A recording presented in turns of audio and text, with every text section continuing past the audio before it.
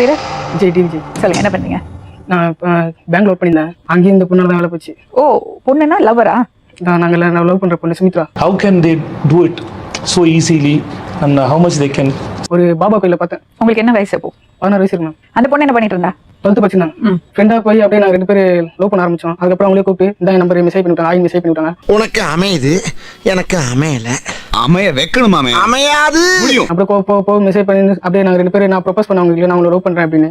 உடனே அவங்க அதுவும் அக்செப்ட் பண்ணினாங்க. எப்படி ப்ரப்போஸ் பண்ணீங்க?